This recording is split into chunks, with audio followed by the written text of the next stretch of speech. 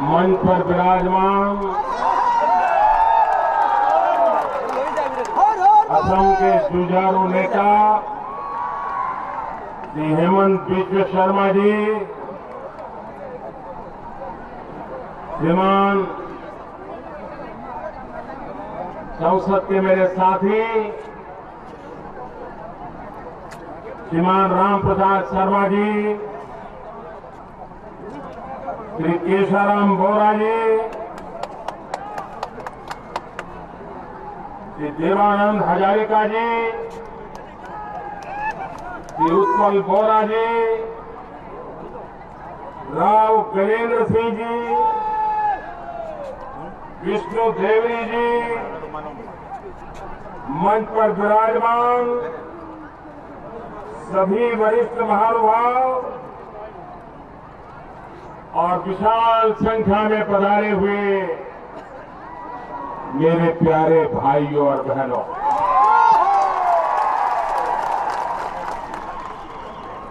मोर मोरोमार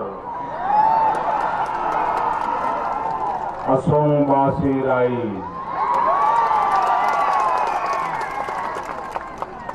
जोई जोईते मोई होको लुके रंगोली रोंगली बिहू सुबेसा जोनाई छे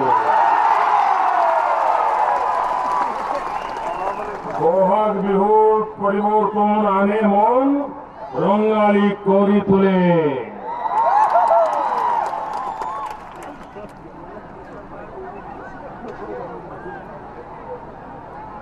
सांस्कृतिक पुनर्जागरण के प्रणेता श्रीमान शंकर देव जी के प्रिय शिष्य माधव देव की धरती को मैं नमन करता हूं, शत शत नमन करता हूं।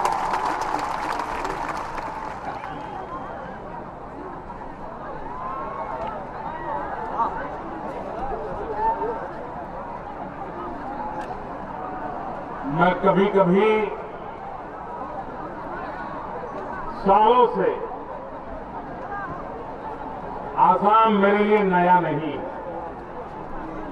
मैं बहुत वर्षों तक संगठन का कार्य करने के लिए आसाम में आया करता था। जिले जिले का मेरा दौरा होता था, मंडलों का दौरा होता था और मैं यहां के जीवन से भली भांति परिचित रहा, यहां की समस्याओं से भी परिचित रहा हूं। और एक बात कई वर्षों से मैं सुनता आया और वो बात ब्रह्मपुत्र नदी के उत्तरी इलाके की उपेक्षा क्यों, ब्रह्मपुत्र नदी के उत्तरी भूभाग पर अन्याय क्यों, ब्रह्मपुत्र नदी के उस पार क्यों परेशानियां, ये अन्याय का भाव लंबे अरसे से यहां के लोग अनुभव करते रहे। भाइयों बहनों, सरकार के लिए अपना पराया कोई नहीं होना चाहिए। मेरा तेरा ये सरकार को शोभा नहीं देता और इसलिए अगर दिल्ली सरकार में हम बैठे हैं तो हमारा एक ही मकसद रहना चाहिए कि हिंदुस्तान के सभी भूभाग को समान हक मिले, समान न्याय मिले, विकास के समान अवसर मिले।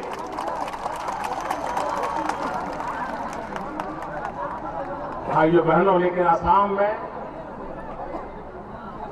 यहां की राजनीति कांग्रेस पार्टी ने ऐसी बना दी है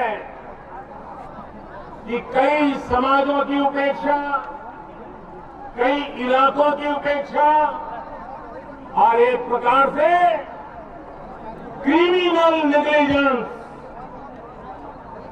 यहां राजनीतिक कारणों से बढ़ती गई है। अगर आसाम का भला करना है तो इन भेदभाव से मुक्ति दिलानी होगी। मेरे तेरे हिसाब बंद करने पड़ेंगे। पूरा आसाम एक है। पूरे आसाम का कल्याण हमारा मकसद है।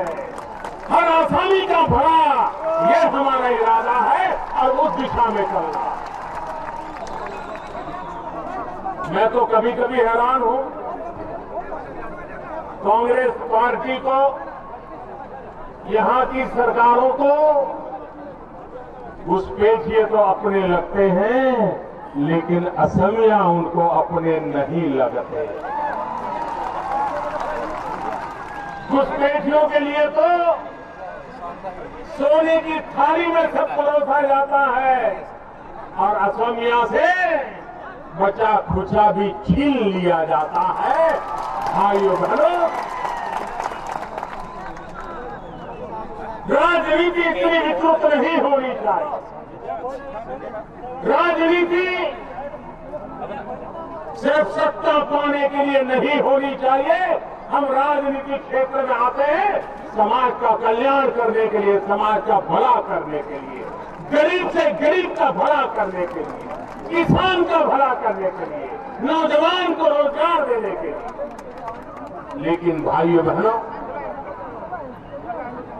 मैं तो आजकल हैरान हूं। मुझे कुछ लोग असम के थोड़े समय पहले मिलने आए थे। वो मुझे कह रहे थे कि प्रधानमंत्री जी, हमने तय किया है इस चुनाव में ई बोलना ही नहीं है। मैंने कहा क्यों भाई, तुम्हारा ई से क्या झगड़ा हो गया? बोले आपको समझ नहीं आएगी, जब असम आओगे तो समझ आएगी।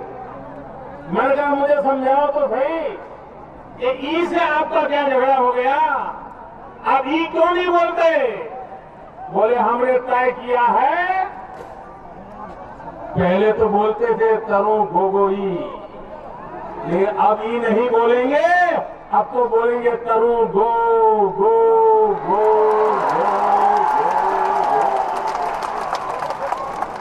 अब ये नहीं बोलेंगे, बोलते हैं असम की जनता ने तय कर लिया है, गो गो कांग्रेस गो कांग्रेस गो।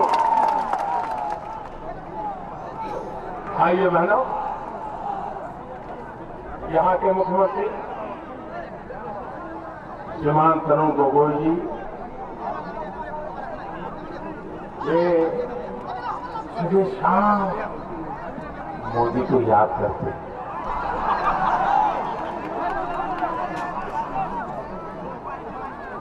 और वो कहते हैं मनोमन ऐसे बाएं बाएं खड़ा, मेरी तो मोदी से लड़ाई है। अरे गोगोई साहब, मैं तो आपसे बहुत छोटा हूं। आप इतने बड़े बुजुर्ग हैं। अब कुछ ही वर्षों में आप 90 साल के हो जाएंगे। मेरे तो संस्कार है आपका आदर करना, आपका सत्कार करना, आपको प्रणाम करना। मैं आपसे बहुत छोटा हूं। हमारी तो संस्कृति रही है कि बुजुर्गों का आदर करना, और बुजुर्गों की परंपरा रही है छोटों को आशीर्वाद देना। आप लड़ाई की बात करते हैं, ये शोभा देता है क्या? अरे लड़ना है, लड़ना है, गोगोई से नहीं, गरीबी से लड़ना है। लड़ना है बेरोजगारी से, लड़ना है अशिक्षा से, लड़ना है बीमारी से। भाइयों बहनों, हमें इन बीमारियों से मुक्ति चाहिए, और इसलिए जिनके कारण बीमारी आती है, अगर उनको नहीं हटाओगे तो बीमारी जाएगी क्या? बीमारी जाएगी क्या? बीमारी जाएगी तो बीमारी लाने वालों को पहले हटाना पड़ेगा ना। ये सारी बीमारी की जड़ पूरे देश में अगर कोई है तो उसका नाम कांग्रेस है। हर मुसीबत का कारण कोई है तो कांग्रेस पार्टी। न उनको देश की चिंता है, न उनको देश के नौजवानों के भविष्य की चिंता है, न उन्हें मां बहनों के इज्जत की चिंता है। मेरे भाई, मैं जितने सालों से इस इलाके में आ रहा हूं, एक बात मेरे मन को बड़ी छू जाती है और वो यहां पर माताओं का सम्मान, मां बहनों के प्रति आदर। पूरे नॉर्थ ईस्ट में, बंगाल में भी मां बहनों के प्रति जो आदर भाव मैं देखता था, बड़ा गर्व होता था। क्या मेरे देश की महान संस्कृति है। श्रीमंत शंकर देव, माधव देव ने क्या क्या महान परंपराएं बनाई है। लेकिन जब ये सुनने को मिलता है कि महिलाओं पर सबसे ज्यादा अत्याचार असम में हुए हैं, तो माथा शर्म से झुक जाता है। भाइयों बहनों, मुझे पीड़ा होती है। एक बालक कहीं ट्यूबवेल में गिर जाए, उसको निकालने के लिए सेना तक दौड़ करके लाई जाती है। मीडिया के लोग 24 घंटे रिपोर्टिंग करते हैं कि बच्चा ट्यूबवेल में पड़ा है, वो हिल रहा है कि नहीं हिल रहा है, रोने की आवाज आ रही है कि नहीं आ रही है, अरे अंदर पानी पहुंच सकता है नहीं पहुंच सकता है, बच्चा कब निकलेगा। और पूरा देश टीवी के सामने बैठ जाता है देखने के लिए बच्चा का क्या हुआ। लेकिन मेरे भाइयों बहनों, असम में प्रसूति में, प्रेगनेंसी में, डिलीवरी के टाइम सबसे ज्यादा बच्चों की मृत्यु होती है, सबसे ज्यादा माताओं की मृत्यु होती है। इन माताओं की जिंदगी कौन बचाएगा? आप कल्पना कर सकते हैं,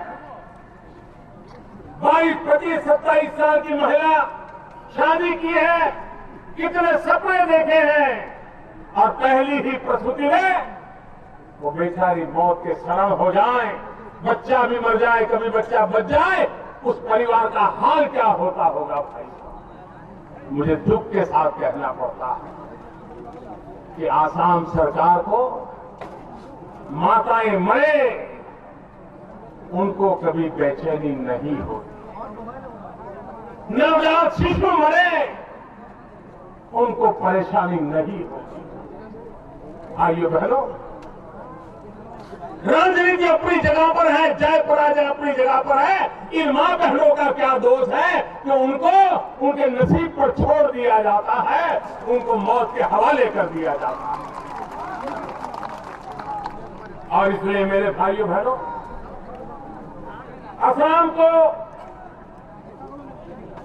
असम को ऐसी सरकार की जरूरत है जो संवेदनशील हो। ऐसी सरकार की जरूरत है जो सामान्य मानवीय के सुखों की चिंता करे। अभी हमने एक अभियान चलाया, इंद्रधनुष। ऐसे बच्चे, ऐसे परिवार जो इतने सालों की सरकार की उदासीनता के कारण वैक्सीन से छूट गए हैं, हमने बीड़ा उठाया कि कांग्रेस के जमाने में भी वैक्सीन में जो छूट गए हैं, उन सबको भी एक बार वैक्सीन देकर के उनकी जिंदगी बचाई जाए। सारे देश में बड़े उत्साह के साथ सरकारों ने हमारा साथ दिया। नई पीढ़ी की जिंदगी बचानी है, उनको बीमारियों से बचाना है। लेकिन मुझे दुख के साथ कहना चाहिए इतना बड़ा अभियान, वैक्सीनेशन का इतना बड़ा अभियान, आने वाली कल को बचाने का अभियान, लेकिन आसाम सरकार सोती रही, होती है, चलती है, हो गया तो ठीक, नहीं हुआ तो ठीक। भाइयों बहनों, ऐसी असंवेदनशीलता, ऐसी उदासीनता भारत के भविष्य को बीमार कर देगी, बीमार कर देगी। और इसलिए मेरे भाइयों बहनों, असम को एक ऐसी सरकार की जरूरत है जो असम को समस्याओं से बाहर निकाले, मुसीबतों से मुक्ति दिलाए। ऐसी सरकार की जरूरत है। भाइयों बहनों,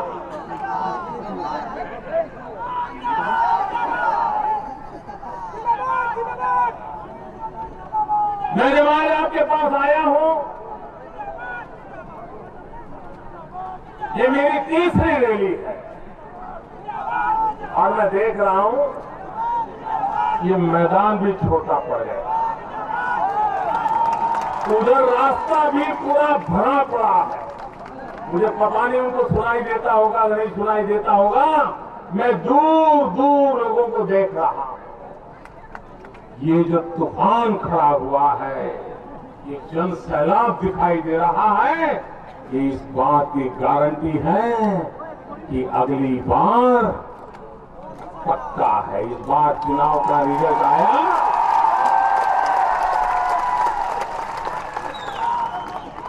एक बात निश्चित है, असम का आनंद सर्वानंद, असम का आनंद, असम का आनंद, असम का आनंद, असम का आनंद। भाइयों बहनों, मुझे साफ दिखता है और मैंने सर्वानंद जी को मेरे साथ काम करके देखा। ऐसे तेजस्वी होनहार लोग सार्वजनिक जीवन में मिलना बड़ा मुश्किल है। ऐसे तेजस्वी होनहार मंत्रिपरिषद के मेरे साथी हैं। देश के युवाओं में उन्होंने एक नई आशा पैदा की है और आज भारतीय जनता पार्टी ने उनको फिर एक बार आसाम की सेवा के लिए आपको लौटा दिया है। मुझे विश्वास है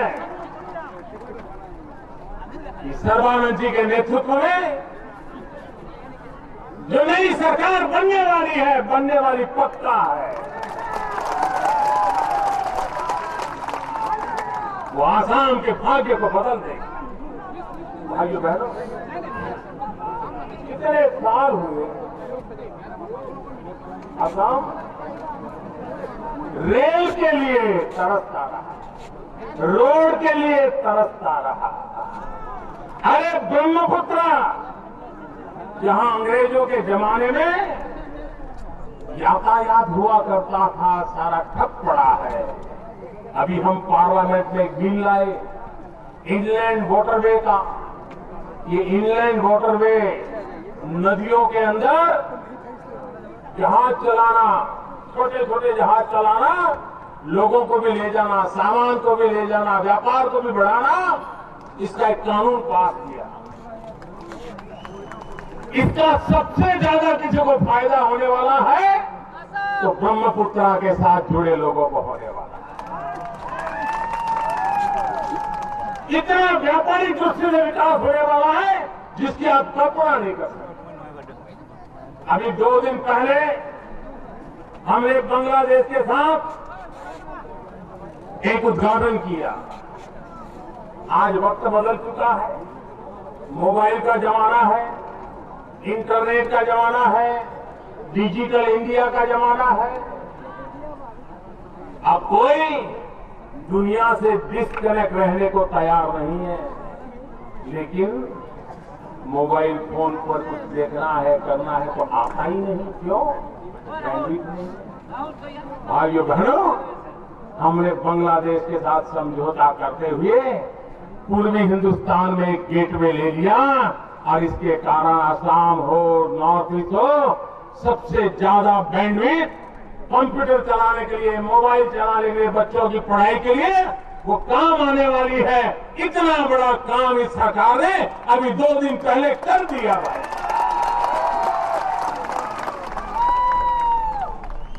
असम में घुसपैठ रोकनी चाहिए कि नहीं रोकनी चाहिए?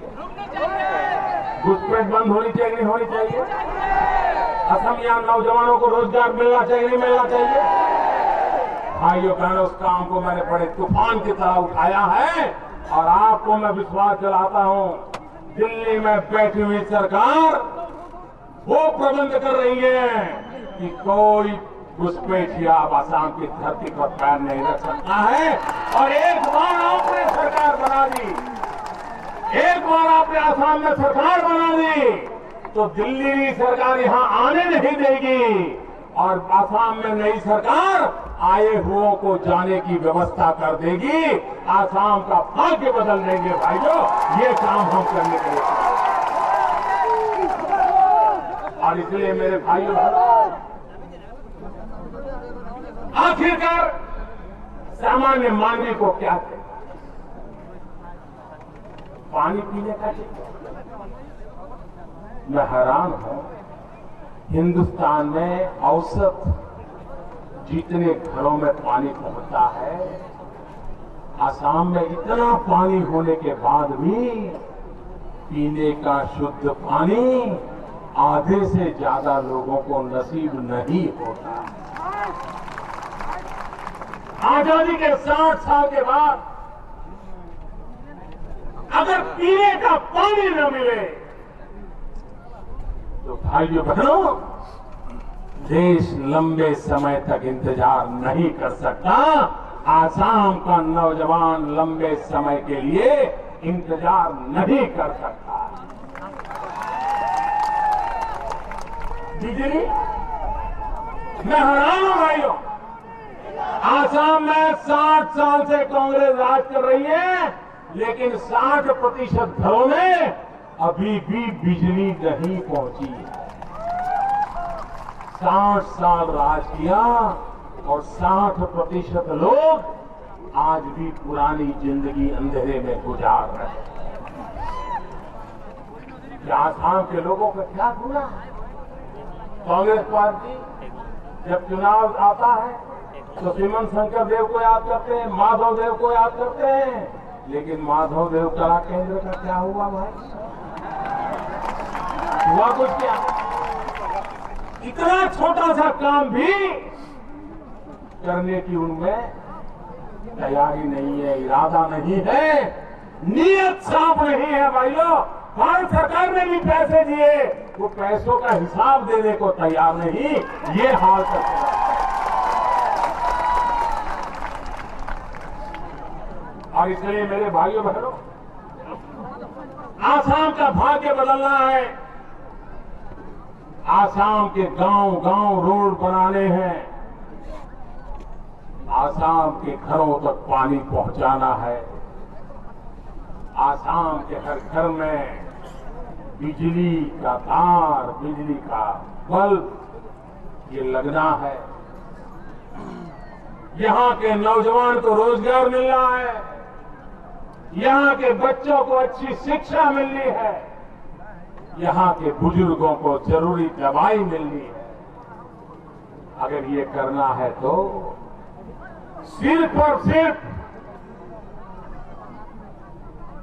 भारतीय जनता पार्टी के नेतृत्व वाली सरकार ही कर सकती है। और इसलिए मेरे भाइयों बहनों, मैं आज आग्रह करने आया हूं आपको कि भारतीय जनता पार्टी सर्बानंद जी के नेतृत्व में यहां नई सरकार बनाइए। दिल्ली आपके साथ कंधे से कंधा मिला करके चलेगा। आपके सपने 60 साल से जो अधूरे हैं उसको हम पूरा करके रहेंगे।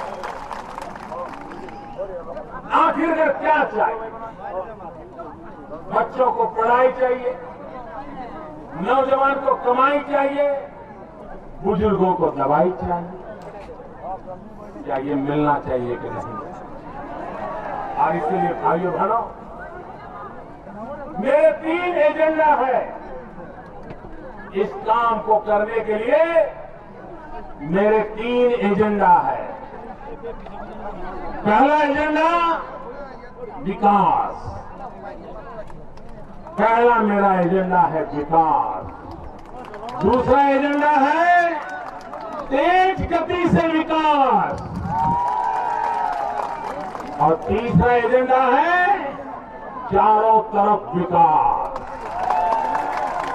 विकास विकास विकास, यही एक एजेंडा है जो हिंदुस्तान का भी भाग्य बदलेगा, आसाम का भी भाग्य बदलेगा, यहां के जीवन में बदलाव आएगा। हमने सपना देखा है इस देश का कोई गरीब से गरीब परिवार भी बिना छत को नहीं होना चाहिए। गरीब से गरीब व्यक्ति को भी उसका अपना घर होना चाहिए। आजादी के बाद आज भी करोड़ों परिवार ऐसे हैं जिनके पास रहने के लिए घर नहीं। मैंने बहुत बड़ा सपना उठाया है, बहुत बड़ा बीड़ा उठाया है, हिंदुस्तान के हर गरीब परिवार को घर देने का सपना लेकर के 2022 भारत की आजादी के 75 साल होंगे। हम देश के गरीब से गरीब को घर देने के लिए अपना काम आगे बढ़ाना चाहते हैं। हमें आपके आशीर्वाद, अगर कांग्रेस की सरकार रही तो होने वाला नहीं, क्योंकि अभी गरीबों को घर बनाने के लिए जो पैसे दिए हैं भारत सरकार ने, सिर्फ 1/3 रुपये वो खर्च कर पाए, 2/3 बैंक में सड़ रहे हैं। ऐसी सरकार को पैसा देंगे तो भी काम नहीं होने वाला, इसलिए आसाम में काम करने वाली सरकार चाहिए, आपके सपनों को पूरा करने वाली सरकार चाहिए। आइए बहनों, चुनाव 4 तारीख को हो या चुनाव 11 तारीख को हो, इस बार बटन दबा करके सिर्फ सरकार बनाने के लिए बटन नहीं दबाना है।